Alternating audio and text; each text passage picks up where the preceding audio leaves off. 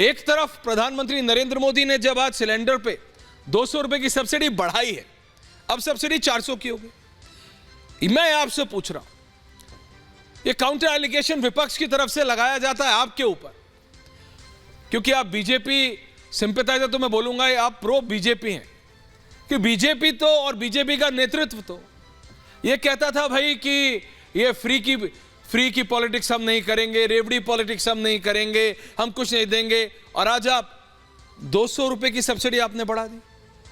How do you defend this? आप इसका बचाव कैसे करेंगे विनीत जी? ऐश्वर्या जी, राम राम टू यू, आपको और आपके मेरे सभी जो आपको भी राम राम साहब, बताइए। और जो दर्शक देख रहे हैं उनको भी। रेवड़ी और जो सामाजिक समरसता, सामाजिक जो कार्य है, उसमें दो फर्क होता है। रेवड़ी वो होता है जो आप पॉलिटिकल पर्पस के लिए, इलेक्शन के लिए खजाना को लटाते हैं, और जब आप महंगाई से अपनी बहनों को बचाने के लिए, उनके घर में सुख लाने के लिए, समृद्धि लाने के लिए जब एक योजना लाते हो तो उसको कहते हैं समृद्धि योजना। ये सोशल जस्टिस का फॉर्मूला है, और मुझे लगता है ये प्रधानमंत्री जी ने आज बहुत बड़ी सौगात ओणम और रक्षाबंधन के दिन, वही चीज तो अरविंद केजरीवाल भी कहते थे।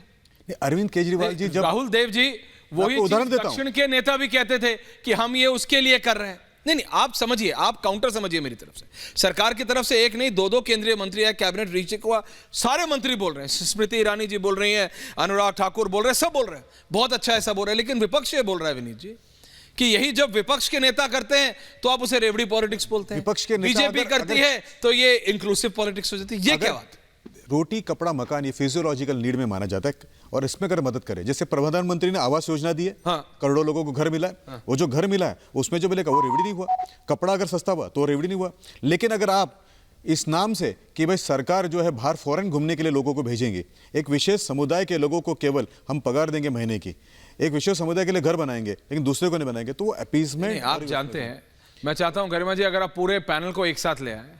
उत्तर प्रदेश में भी मलूक नागर साहब इस तरह की चीजों की शुरुआत हो गई। राहुल देव जी, कई ऐसे प्रदेश हैं हिंदुस्तान में जहां पे फ्री टेबल फैन, फ्री चावल, free pressure cooker, free gas का चूल्हा, अभी तो गैस सिलेंडर पे 200 रुपए बढ़ाने की बात हुई, 400, ये सब चीजें दी जाती हैं।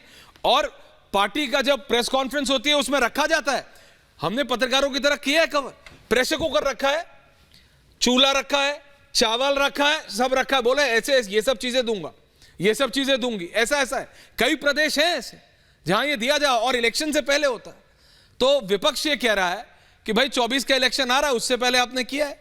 और कई आपके जो शुभ चिंतक है विनीत गोयनका जी, उन्होंने तो ये भी कह दिया है कि अभी तो बहुत सारे त्योहार हैं, अभी तो सिर्फ राखी आने वाली, दिवाली भी आने वाली है, क्रिसमस भी आने वाली है, और कितने त्योहार देंगे।